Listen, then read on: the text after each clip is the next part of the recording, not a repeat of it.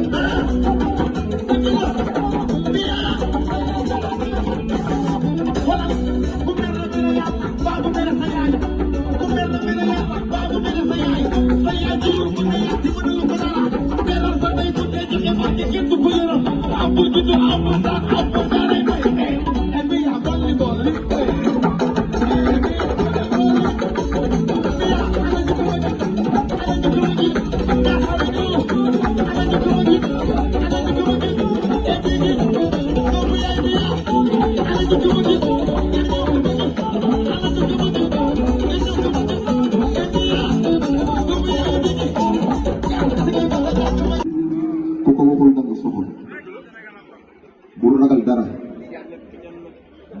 dara ñu ko sa ginaaw ku dem ak ku demul ku ne nga ne mi yàlla na am réussite totale kan jaalo nak ne ko bu baax man tamit maa ngi woon ñëpp inshallah le 29 septembre Barcelone mi yaa tamit ci invité d'honneur inshallah ñoo ko fa am amul ragal waaw dama ne waaye Bachir waay le 29 inshallah ñaan invité naa la Barcelona, invité Bachir, invité Jumo Afio, Ismaïla Mbaye,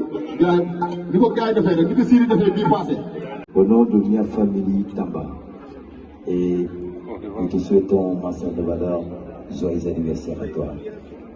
Alors, happy birthday, Tchétcha Korenachi, Doudel Bomoussa Pilartelo Doudoudoy. Alors, que la paix soit avec toi, une santé de faire l'ombre, prospérité, plein de succès à tous tes projets.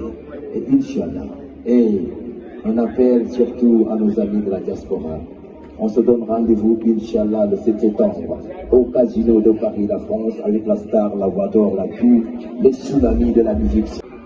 Mia va couper les gâteaux et va offrir la première partie du gâteau, la deuxième partie du gâteau à qui? Allez, c'est parti. À 3, 1, 2, on applaudit Mia Guissé. Voilà. Première part, ça a réservé à. Attention. Attention. Première part du gâteau. Sera réservé à qui? Première part du gâteau.